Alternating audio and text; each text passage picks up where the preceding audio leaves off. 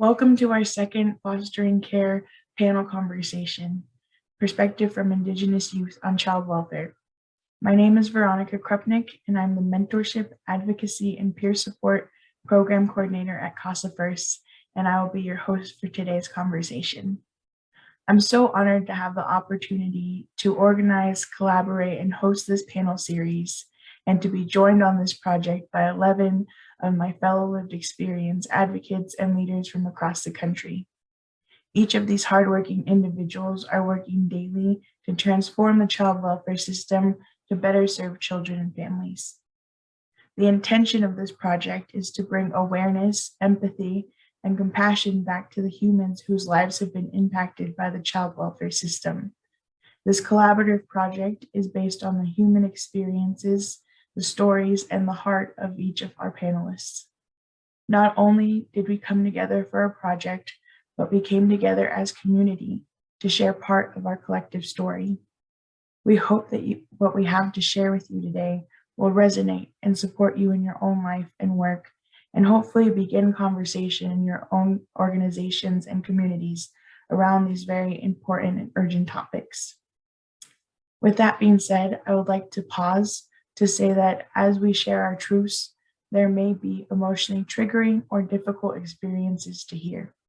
So we ask that you take this panel series at your own pace and to take care of yourself and be gentle with yourself. In this second panel, Perspective from Indigenous Youth on Child Welfare, we will share with you about the importance of culture, family, and community. We will highlight the connection to land, the urgency of protections such as ICWA, the Indian Child Welfare Act, and the history of oppression and removal of children and families that continues to impact Native communities today. To wrap it up, we will also share our hope and vision for the future. Nearly 100 years ago, in 1924, American Indians gained citizenship in this country, but have been the stewards of this land far beyond that. It felt important today to hold space to hear and share our perspective as Indigenous people, as a reminder that we are still here and our voices do matter. I am joined today by 3 young Indigenous advocates who are leading conversation and action to support Native families and Native communities. Before I introduce these individuals and myself, I would like to take a moment of silence.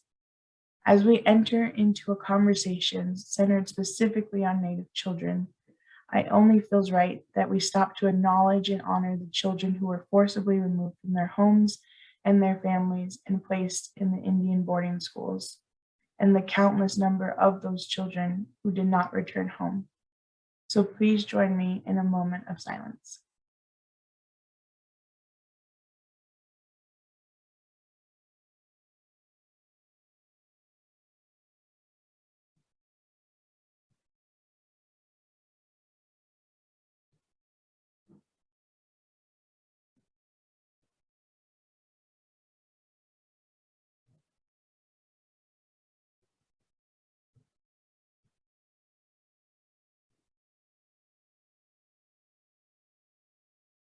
Thank you for joining us today. Now let's introduce our panelists. Alejandra Gomez is an Indigenous Chicana woman who advocates to uplift the voices, experience, and wisdom of young, Black, Indigenous, and people of color who have been impacted by homelessness and the foster care system. Using her experience and expertise, she educated California's legislative officials and their staff, policymakers, youth service providers, community leaders, and members to collectively address youth homelessness during the pandemic statewide.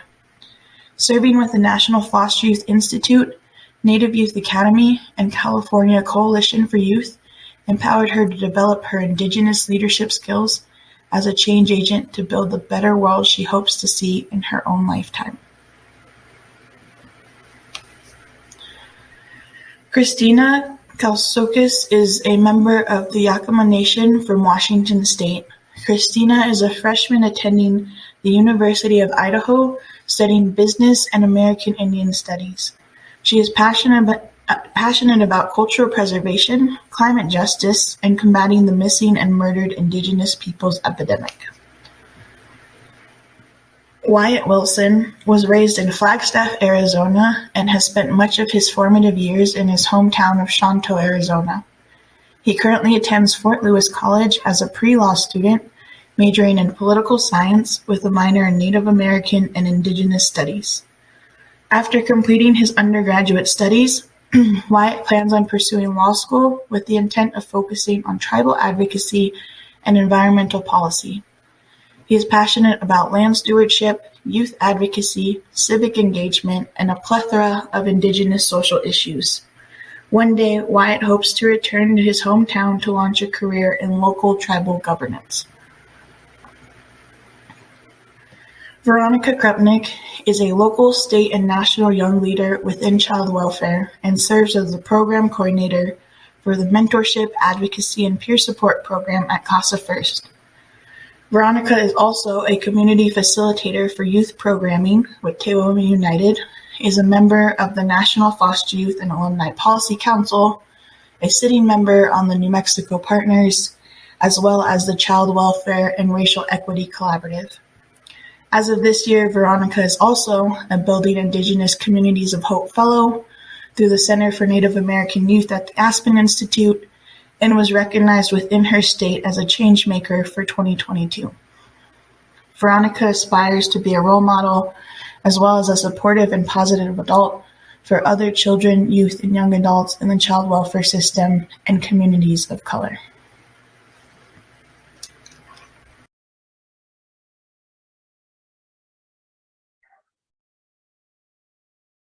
All right, hello and welcome to our panel focused specifically on the experience of Indigenous youth in care. I'm really excited for this conversation. It's definitely one near and dear to my heart, and so I'm hoping we're going to cover a lot today in our panel. And with that being said, I'm going to go ahead and hop into our first question for our panelists today, which is, what do you see as the long-term impact of Native children being removed from their homes? Yeah, so I can answer this one first. One of the long-term impacts Native youth experience being ripped away from their homes is trauma, loss of identity, and sense of self. Native youth are 4 times more likely to be removed than their white counterparts, and 6 times more likely to spend 2 more years in the foster care system than their white counterparts. Due to this, Native youth experience high rates of depression, anxiety, PTSD, and suicide, and socioeconomic issues because of this.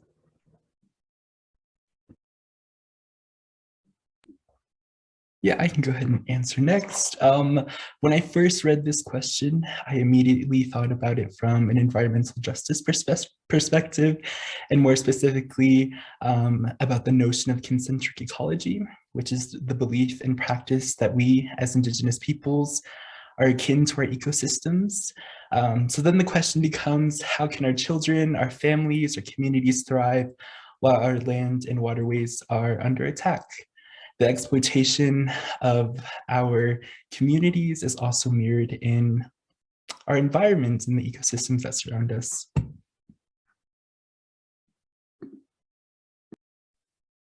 Yeah, I second everyone's, and mine is more on the educational perspective because, like Alejandro was saying, feeling alone and like there's PTSD along with mental health issues that can lead to depression and suicide. Educationally, we feel alone, isolated, especially since we have no one background-wise, like culturally, to support us, and we feel like we can't go to college and we can't pursue higher education or get a good job. And that's just one of the many long-term impacts of going into the foster care system. Yes, thank you, each of you, for those varying answers. I think that gives a lot of perspective for people hopefully watching. So I think aside from some of those like long-term impacts of isolation, of the environmental justice piece, of that loss of identity, I think another thing that Native families and youth face are within the system, right? They face systemic barriers. So I'd like to open that up for each of you to kind of talk on that. But what are some systemic barriers that Native youth and families face today, in your opinion?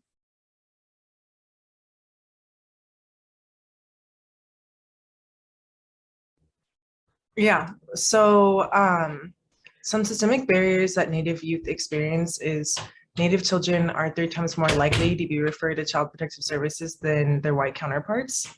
Indigenous families experience discrimination, prejudiceness, and racism due to individuals in the child welfare system having the lack of experience and knowledge for Indigenous culture, language, and identity.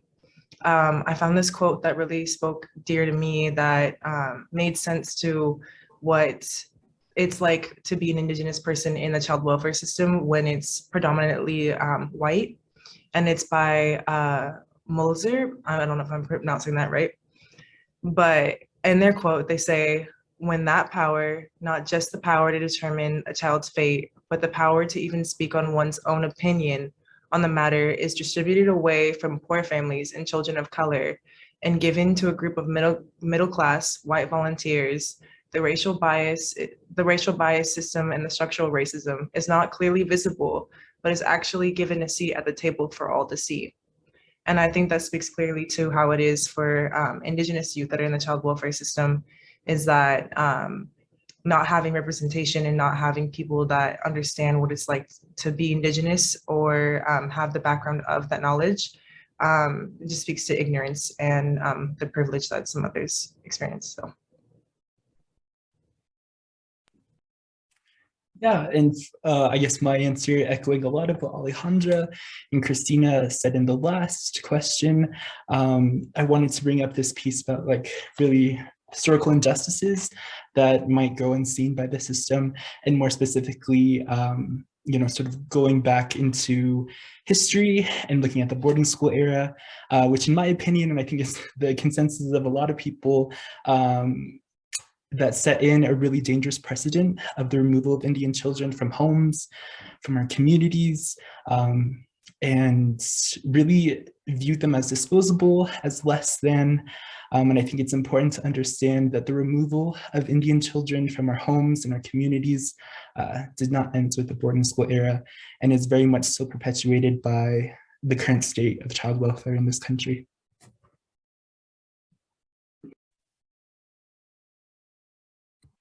Sorry, notes pulled up. Or system level factors that act as a barrier to permanency include problems in recruiting and retaining prospective foster and adoptive families, high caseloads and turnover among child welfare workers, inadequate resources to assist families, and an overcrowded court system.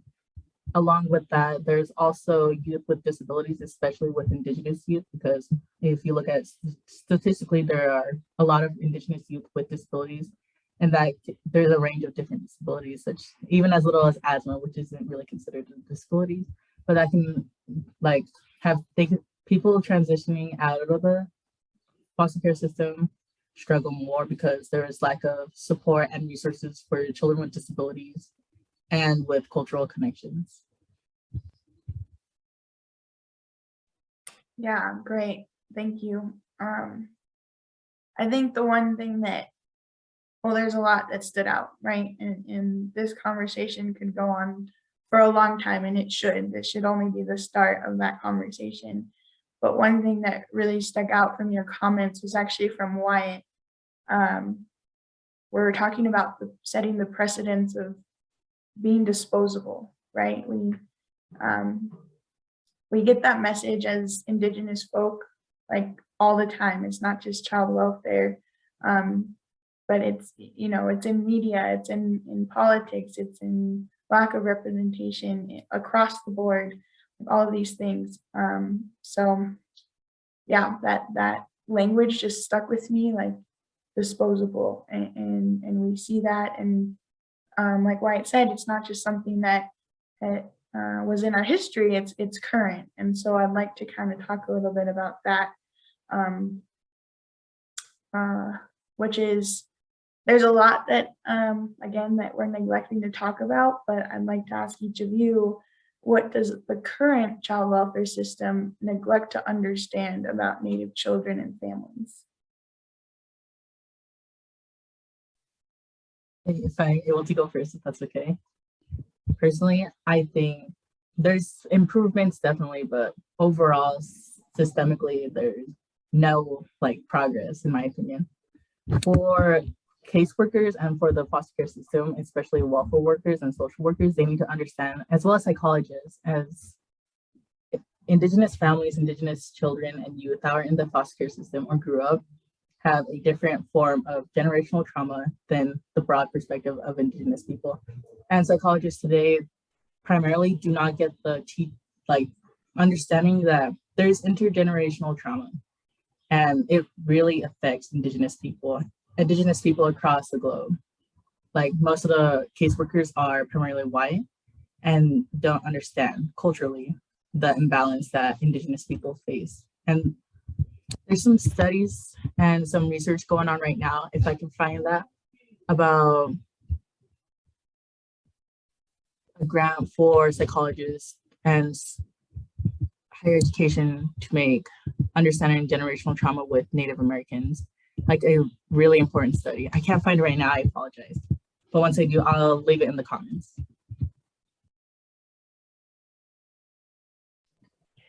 Yeah, just building off of what Veronica had said at the beginning, it feels like all of these things that we're talking about speak to a larger issue and larger systems that are at play.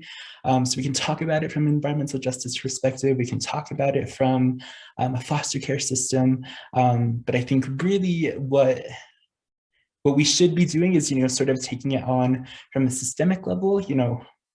I feel like a lot of us work on these micro issues, but I think it's also important to understand like this macro perspective and all the things that we're working towards.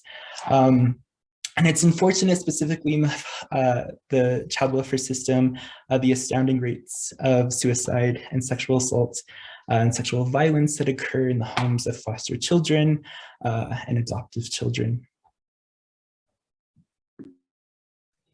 Yeah, bouncing off of what both Christine and Wyatt said, the child welfare system neglects to understand the generational trauma that Indigenous people have faced and continue to face now.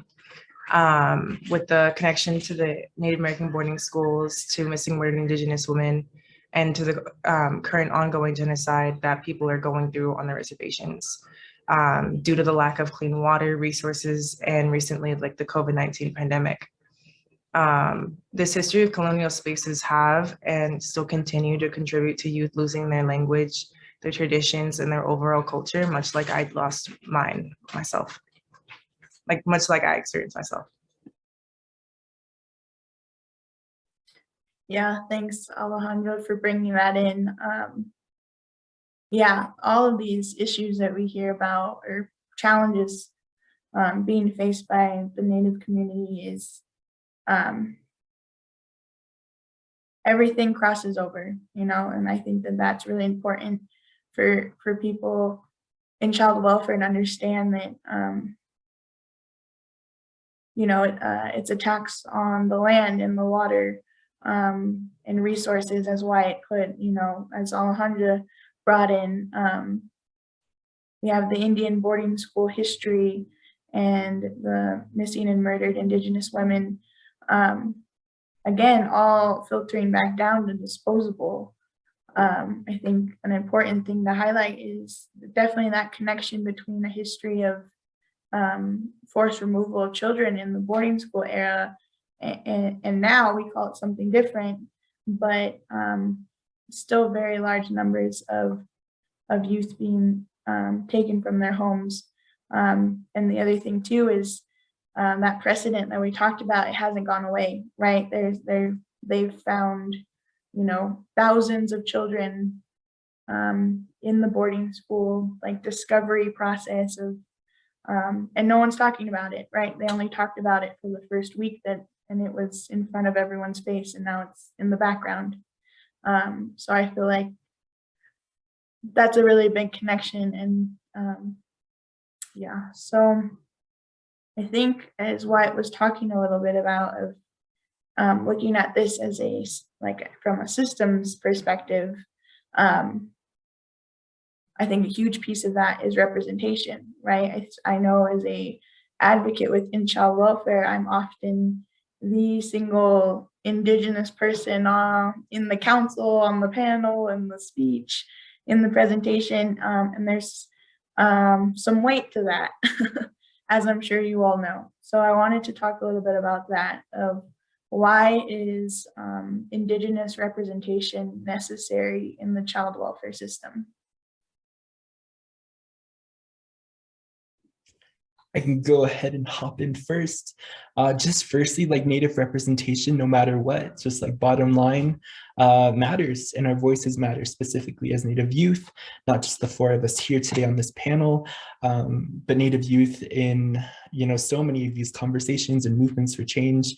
It's needed, you know, as Veronica brought up, you know, these systems often lack a level of nuance, you know, they lack trauma-informed care, and they lack cultural-informed care that is super vital to providing protection for these children. Yeah, and I think, you know, it's important because we know what these systems do when we're not involved, you know, when we're not constantly pushing, you know, the envelope, constantly, yeah, just being involved. So yeah, representation, it matters for sure.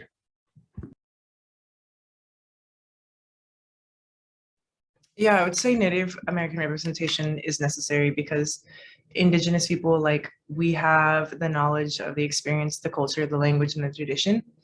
And Indigenous youth that are being put in these foster homes, they need people who are going to understand that and that are going to be able to speak to that experience as another Indigenous person. And again, like, it's important for representation because, and I hope you guys can understand this, but representation is culture. And without the culture, you lose your identity. And when you lose your identity, it feels like you become lost. And for me personally, that's how it felt when I was in the foster care system, losing my culture and just not having any representation of what it was to be a brown Indigenous, like Chicana woman, and not having any of that. It felt like I lost my identity and I lost like everything with that.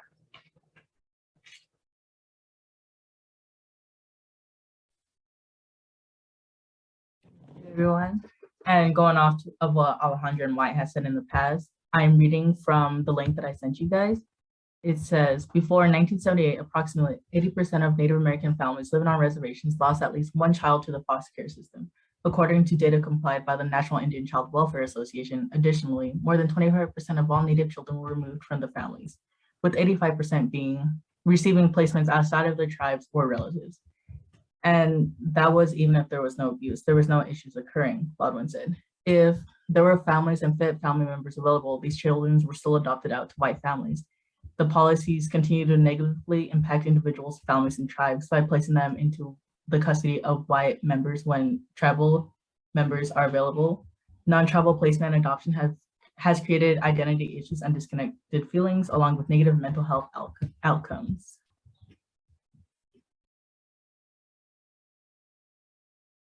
Yes, thanks for dropping that knowledge, Christina, from your from your study. Okay, research. So yes, I definitely agree with each of you on your answers on that. I think representation is huge in child welfare of Native people, mostly because, you know, you have to, right, like folks like us, when we go into these rooms and we're just like one person representing an entire population, I think that toll, like, really, it starts to take a toll on your well-being, right? Like either through tokenization or just feeling the weight of speaking for an entire population. It's difficult. And so I'd like to talk a little bit about, you know, wellness and mental health and well-being. So when it comes to the well-being of Native youth and care, what aren't we talking about right now?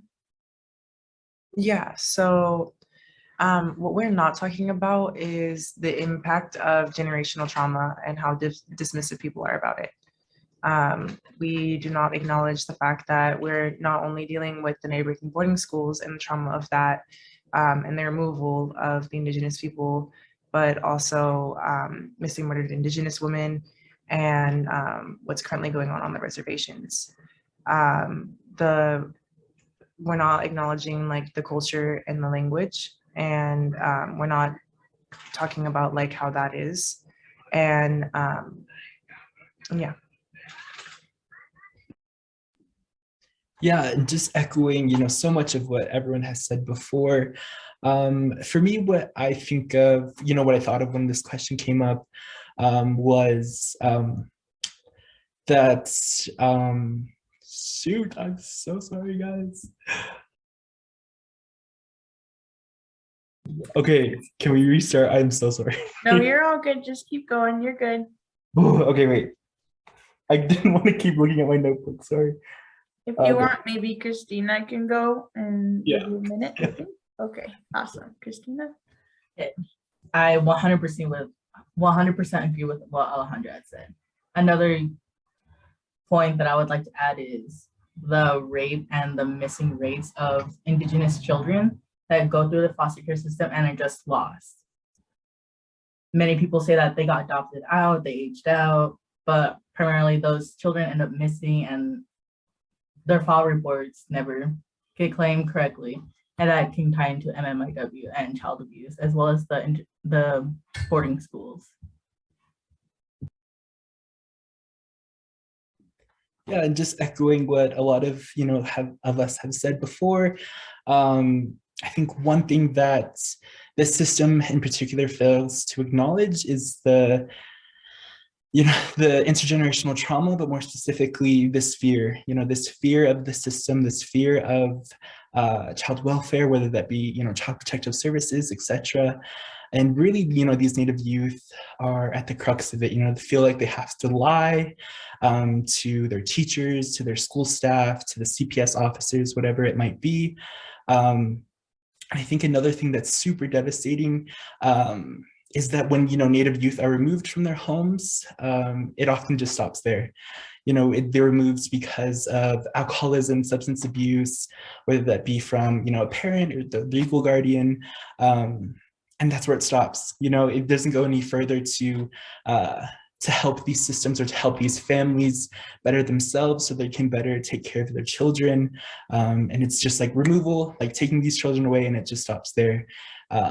Yeah, and I think that's super unfortunate. And I think I would like for us to imagine and think of ways, how can we help these families overcome substance abuse, seek the right mental health help.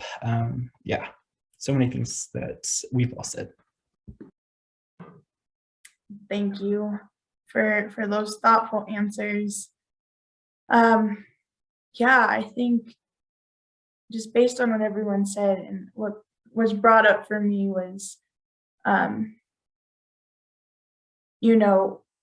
it's really easy to think of child welfare you're removed from your family. But I think from the Indigenous perspective, going into the child welfare system, and I don't really know how to explain the gravity of this, but it's not just being ripped from your home or even your homeland, right? And we talked about that connection to that.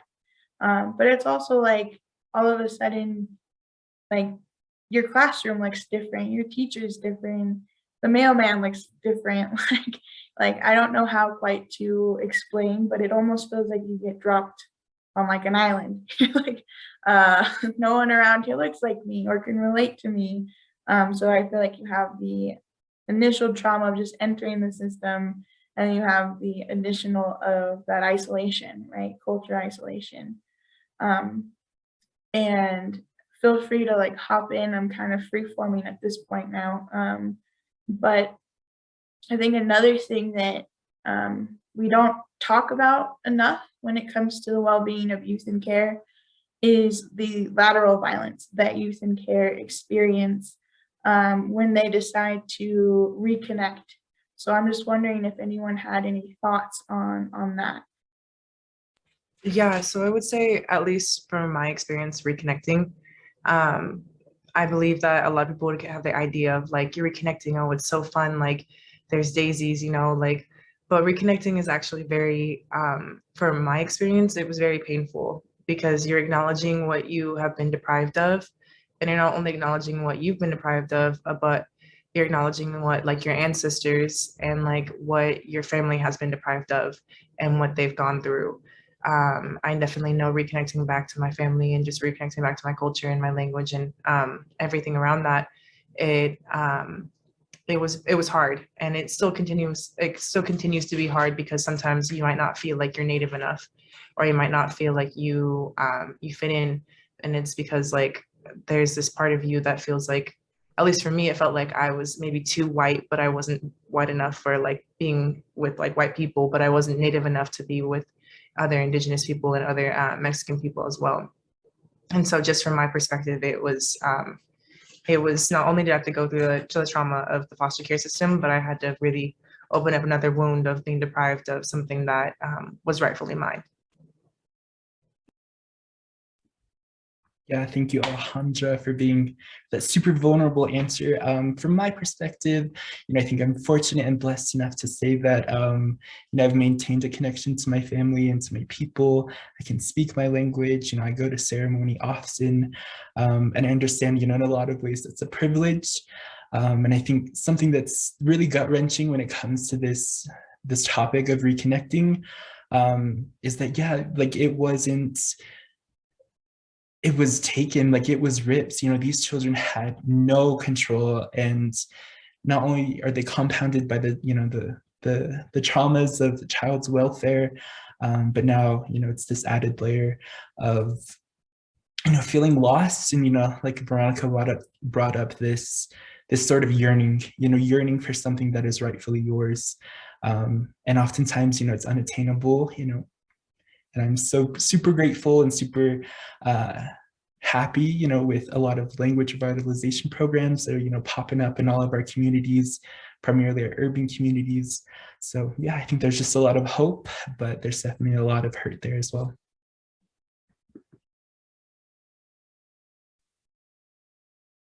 I like both of Alejandra's and Wyatt's statements of wanting to, like, yearning, or like you are craving this, but it's not there. Craving something that is not there is really difficult, not only mentally, physically, but also spiritually. And we need to acknowledge spiritual aspects of going in and out of the foster care system. And culturally, connecting is really difficult. I personally haven't gone through it, but just hearing Alejandra's story is just, it holds my heart heavy, because most of the time with generational trauma is still deeply affecting us with the boarding schools that happened across the First Nations and the North Americas. It's most time the elders are not willing to teach. And that is because, like what Alejandra said, not white enough, not native enough to, and you're stuck in the middle. You belong to both, but you don't necessarily belong to both. But when we reach out to our native ancestral and our elders for teachings, most of the time they're not willing to teach because we're not full Native American, there's no full blood. And we are just whitewashed and we have no family. And most of the time, elders, and like back in the old ways, if you're disowned from your family, you obviously did something wrong. But most of the time, elders need to acknowledge that children in the foster care system did nothing wrong. They did not deserve to be in the foster care system. They do not need to be shunned from their own community that they have tried so hard to come back to. Yes, I appreciate each of you and your honesty and also vulnerability in the answers. I brought that up just because I know I personally very much relate to that, that feeling of having a foot in both doors, but belonging to, neither world, which then you're just isolated on isolated, and it starts to affect your mental health for sure. Again, I'm free-forming here a little, so bear with me, y'all. I think one thing that came up in our conversation as well was ICWA, and I feel like that is something that we should just briefly touch on, especially because I think we're all aware that there are some current attacks to that law or that type of law. So I just wanted to open up to each of you why do you feel like laws like that are really important to keep intact? Yeah, I can sort of hop in on this answer. For me, ICWA and like a lot of, federal Indian policy are what, really set the foundation for tribal sovereignty. So when you start to chip away at that, when you overturn ICWA or you do this, you do that, what becomes of our communities, what is protecting us, at that federal level. So yeah, ICWA right now is currently under attack, like really under siege, I should say. Some people, posit that the Supreme Court could likely overrule it this summer, early as June. And for me, what I have found, really inspiring about this bill in particular is that it was grandmothers. It was our grandmothers that were in the courtroom in these congressional hearings that were advocating for Native children and demanding and saying that, we as elders understand, how crucial these children are to us and to the continuation of our people. And yeah, it was passed, years ago, probably when I was too young, but, just to be, a fly in that room, so to speak, just to hear what those grandmothers and those elders were saying. Yeah, so right to your Congress people, do whatever you can to make sure ICWA stays intact. Because, if it goes away, what's stopping, these systems from completely dissolving away.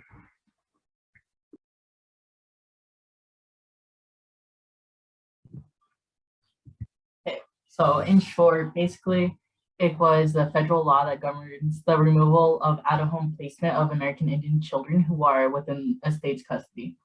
And this law works to protect Native American children while preserving the culture and stability of Native American tribes. The ICWA works to preserve Native American culture by prioritizing keeping Native American children with their relatives or other tribal community members, as well as other Native American families. So ICWA helps search for suitable, sometimes traditional, Native foster parents and helps pair that because most of the time there are malintentions with other parents who are considering adopting Native children, and that has to do with like tokenizing Indigenous children. Yeah, just bouncing off what Wyatt and Christina said, it's definitely important for us to keep ICWA together and like how she said, tokenizing Indigenous children, because if we're going to talk about that, we're going to talk about white saviorism and how that has played a big role in the ICWA Act and also just Indigenous youth going into like these white families, is that we have a lot of white people that just assume like, oh, we can just like protect this kid or like keep them out of like, just like it's mainly like Christians like that are just trying to like keep these kids, and it's like you're not actually doing anything for these kids. You're putting them more in harm by having them have their culture, their identity, and experience like a race, in which is another form of genocide. It's cultural genocide. And I remember, Veronica, if you can like bounce off this, when she showed me this podcast that was called This Land by Rebecca, I don't know. Nagel, I think is how you say it. Yeah. Yeah, and she was going over the importance of the ICWA Act and the removal. And Veronica, if you could lead off with that. Yeah, and I believe Wyatt, you've heard this podcast as well, so feel free to hop in. I think really what that conversation was talking about was how vital, how vital children are to Indigenous communities and the future of Indigenous communities. And if we remove children in mass numbers like we have and continue to do so, then it also impacts like Indigenous communities, like infrastructure, right? Like our land, our water, political power, all of this, because at some point you take enough children away, like what's left of a already like vulnerable small population. So that conversation was talking about like the intersectionality of all of it, and attacking families, attacking children. It is a really it's like modern day assimilation and cultural genocide, to be blunt about it. And it's something that is so ignored in current modern day, right? It's like, oh, ICWA, like, why is that even important? But you let go of that one thing and a whole domino effect happens. Because again, there's just like there's such an importance in children and the hope for that future. So at least that's what I got from that conversation. If anyone has any other thoughts, feel free to add them. Yeah, another thing that struck me, just listening to that podcast was when she talked about how ICWA is really under siege by this wave of, conservative attacks, on our indigeneity. One thing in particular that I found sort of gut-wrenching and also just like made me really mad was that, the law firm that is, bringing this case to the Supreme Court is a multinational law firm, that rakes in millions of dollars. And so the question becomes like, why, is this law firm that, works with oil and gas and, multinational conglomerates, why are they, pouring so much money into ICWA? And it's because they realize, what the opportunities for exploitation and capitalism can provide them, when they slowly start to take away, indigenous sovereignty and self-determination. Yeah, and so that's where I ended, I guess. Exactly, like separating the indigenous families and the communities for land and for their own greed is what I really got out of that. Personally, I think ICWA should stay in place, and I hope they don't overturn it this summer, because this helps include the sovereign nations, and like Wyatt said, helps make sure that they're not taking away the sovereignty of tribal nations. Not where I was going with this, but it was really good. Yeah, thank you. And thank you for bringing up that podcast. I think for anyone who is curious about this current attack on ICWA and some background into it, I think that podcast, This Land, by Rebecca Nagel, is really, it gives a really, a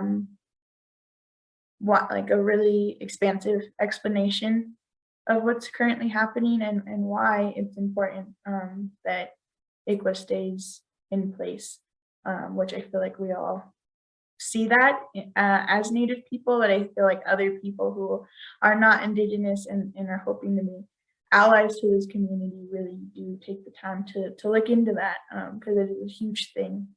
One thing I'll say for the state of New Mexico, where I currently live, is we've established Indian Child Welfare Courts. We established one here, and I didn't know this until recently, but we were the 5th ICWA court in the country, which is wild because we have so many indigenous tribes, but we only have 5 courts that specifically target this population. And one thing that I've learned from working with that group of people is that by having indigenous representation in the judges and the caseworkers, in the attorneys for the parents, and the person answering the phone, all of these things, is that these families don't come back into that courthouse again, right? They're given the supports, the culturally relevant and specific supports that they need in order not to return to the system. So I think that that's huge. And the other big thing with that court is the last time I checked in was that there's not been a termination of parental rights. And so I think that that is huge as well, is with representation means families get to stay intact. And so I think my hope is that, we see a wave of things like that are culturally specific and relevant for our families. So, and I want to talk about that hope piece, because we've definitely gone into a lot of the challenges and the barriers that Indigenous families face. But I also want to talk about like our hopes and for the future, especially for our community. So that's kind of my question for you all is, what are your hopes and your big dreams for our communities, specifically around child welfare?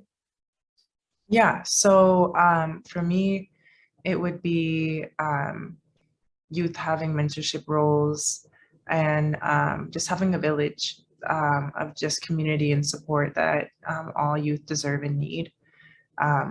It's having the foundation of knowledge, language, and religion or culture, and it's being able to share without having fear of conversations around heritage and identity and relationships. For me, I really appreciate this question because a lot of the work that I do, I'm an environmental justice organizer primarily, but it's really guided by this idea of prefigurative living or prefigurative politics, which is essentially, this idea that we might not have all the answers, that they might be too abstract or too outlandish, whatever it might be, but we can dream and we can imagine and we can think up. And so for me, it comes back to this notion that youth in particular are apt to dreaming and to imagining. So for me, there's 1,000 things I could say to this question, but for me, I just want Native children to be safe, and I want Native families to be intact, and I want us to have, to establish and have the opportunity to establish a connection to, our ancestors, our culture, our language. Yeah, so many things I could say. Actually, when I was talking about this, I was looking through or thinking about this question. My background photo on my computer is a sunset picture of my grandma's house. And it's just like me and my family just like sitting there. And for me, when I think of bliss, I just think of that, watching a sunset at grandma's house with your family. And that's my hope for every Indigenous children, that they can experience that bliss, and that level of happiness. So, yeah. My hope and dreams for not necessarily the system, but for the children and the families that are affected by the system on a daily basis. This is more of a word to you. So whoever's watching, if you are struggling, whether that be with your own family, with yourself, CPS, law, anything, if you are struggling, just remember that as an Indigenous person, you are automatically resilient. And we are beautiful people and we always stand together. So instead of although you are isolated, you may feel isolated. You do not want to play into it. You want to be resilient and come forth and build communities with one another. There are many people just like you going through similar traumatic events. And it is up to you if you want to decide and stay stuck. You can choose to be stuck, but you have the power to also move. You can move wherever you need to be in order to move up in the future and to provide for your own future. Beautifully said, each of you.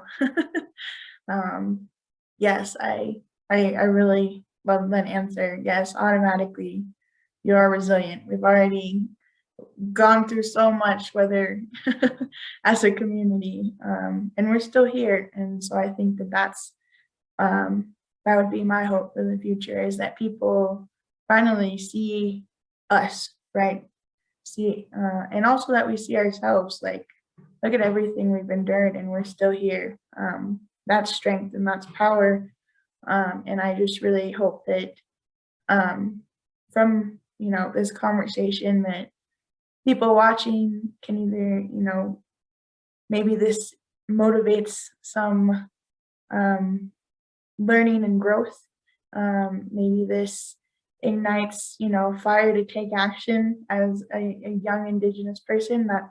I hope that it does, because we need more voices and we need more people and seats at the table for sure. And I also want to say that I'm so grateful that each of you agreed to be in this space and to speak on these problems or these challenges that Native community faces. I intentionally built this panel, because we don't have, I think a lot of times we're grouped into the BIPOC like conversation, and I really wanted to build a space where it was just Indigenous young leaders who are working on these issues, because I think we need to hear that voice more.